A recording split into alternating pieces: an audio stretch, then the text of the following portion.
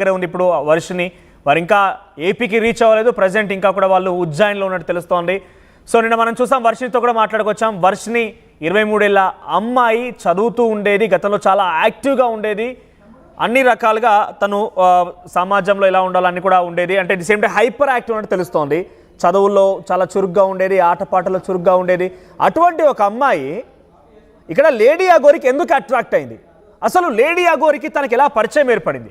ఇంతకీ ఆ అమ్మాయి పూర్తిగా లేడీ అఘోరి అమ్మ దగ్గరికి వెళ్తానని చెప్పి బహుశా మీరు కూడా ఆర్టీవీ లైవ్లో చూస్తుంటారు. ఎంతలా ఏడుస్తుంది చూడండి.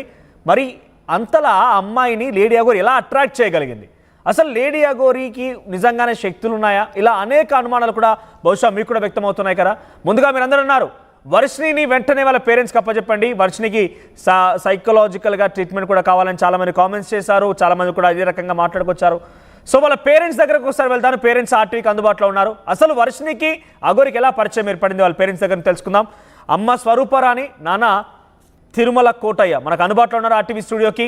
ఎస్, ఇద్దరు కూడా ఫస్ట్లీ మీ అమ్మాయితో మాట్లాడారా? ఇప్పుడు దాదాపుగా 2 రోజులు అవుతోంది, మొన్న సాయంత్రం తీసుకొచ్చారు. అమ్మ స్వరూపరాణి గారు, మీరు చెప్పండి ఫస్ట్, మీ అమ్మాయితో మాట్లాడారా? 9 మాసాలు కని పెంచి ఇంతదాన్ని చేశారు.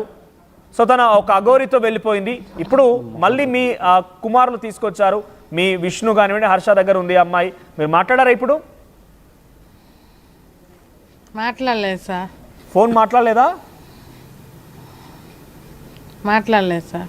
ఎందుకు మాట్లాడించలేదా తను? అంటే మీ కూతురుగా మాట్లాడాల్సి ఉంటుంది కదా, ఎలా ఉంది, తన ఆరోగ్యం ఎలా ఉంది? మరి 10 రోజులు మీకు దూరంగా ఉంది కదా, పూర్తిగా అఘోరి వెంట. ఎక్కడ ఉందో తెలియదు, ఎక్కడ పడుకుందో తెలియదు, ఎలా ఉందో తెలియదు. మాట్లాడలేదా? ప్రయత్నం చేయలేదా?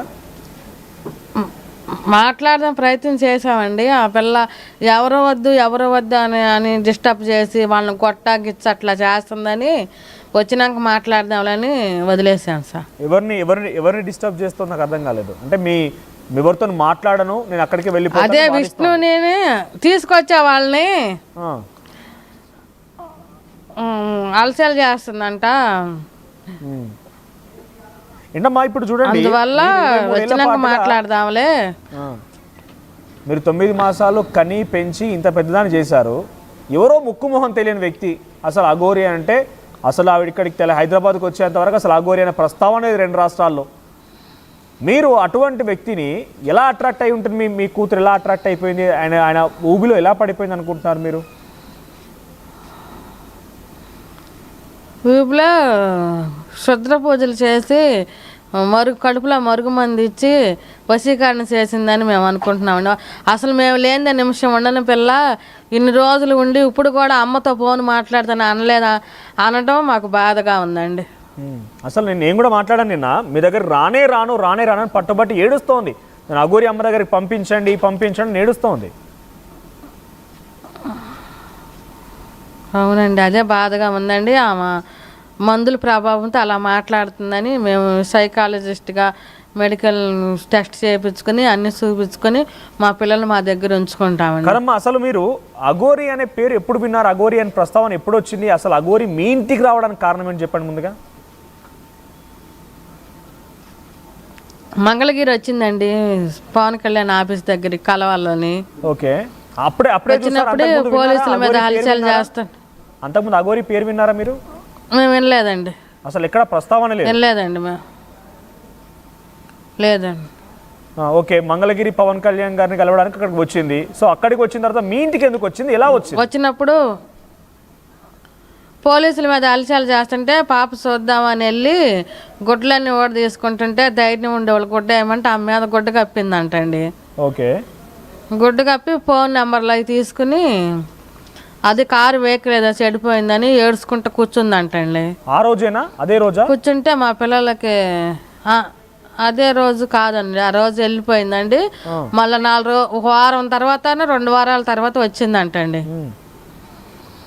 వచ్చి పిల్లలకు ఫోన్ చేసి ఏడవటం జరిగిందంటండి. ఆమె నాకు ఇట్ట వెహికల్ సరిపోయింది. ముందుగా ఇక్కడ మీరు ఒకటి చెప్పండి, విష్ణుకి ముందు అఘోరి పరిచయమా లేదంటే డైరెక్ట్ గా వర్షినితోనే పరిచయమా?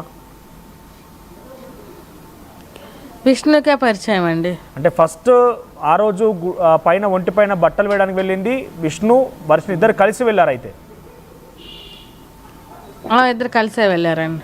ఓకే, అయితే మరుసటి నాడు కార్ రిపేర్ అయిన రోజు మళ్ళీ ఎవరికి ఫోన్ చేసింది అగోరి? విష్ణుకి ఫోన్ చేసిందా, వర్షినికి ఫోన్ చేసిందా? అదే ముందర విష్ణుకి ఫోన్ చేస్తే ఇద్దరు కలిసి ఇట్ట సంగతి అమ్మకి ఇట్ట అయిందంటేనే ఇద్దరు వెళ్ళారండి. ఓకే, వెళ్ళి మీ ఇంటికి తీసుకొచ్చారు? వెళ్ళి ఇక మా ఇంటికి తీసుకో ఆమె ఇది వెళ్ళటానికి వెళ్ళేది, నాన్న ఈరోజు మీ ఇంట్లో ఉంటానంటే తీసుకొచ్చారు. అదే నేను ఏమంటున్నా, అఘోరి అనే వ్యక్తి 2 రాష్ట్రాల్లో హల్చల్ చేసింది. అప్పటికే పవన్ కళ్యాణ్ దగ్గర రాకముందే మీరు టీవీలోనో ఎక్కడో దగ్గర చూసే ఉంటారు కదా ఎంత హల్చల్ చేస్తోంది అనేది. కుమ్మరవెల్లిలో ఏకంగా కత్తిపెట్టి ఒక వ్యక్తి పైన దాడి చేయబోయింది. సో ఇన్ని హల్చల్లు చూసిన మీరు, సరే తన ఒక పోరాటం చేస్తున్నాను తను చెప్తున్నాను, తన వర్షం తనకు ఉంది, తన పోరాటం పైన ఎవరు అభ్యంతరం చేయడం లేదు. కానీ అటువంటి వ్యక్తిని మీరు ఇంటికి తీసుకెళ్ళడానికి ఎందుకు సాహసం చేశారు? అంటే మీకు కూడా తనంటే భక్తి ఉందా, లేకపోతే గతంలో పరిచయం లేని వ్యక్తి, అసలు ఎటువంటి సంబంధం లేని వ్యక్తిని ఇంటికి ఎందుకు తీసుకెళ్ళాల్సి వచ్చింది?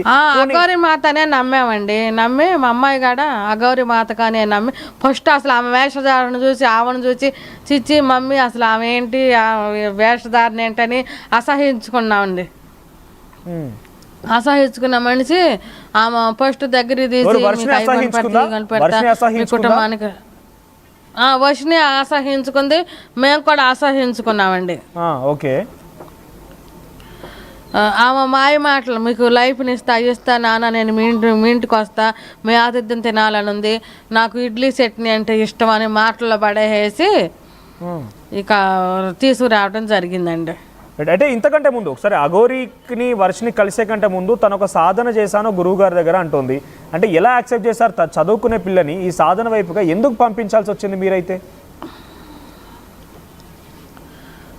మాకైతే తెలవదండి. రాజేష్ నాథ్ అఘోరి దగ్గరికి వెళ్ళి దీక్ష ఇప్పించు ఈ ఇద్దరు తీసుకున్నారండి, విష్ణును వర్షిని.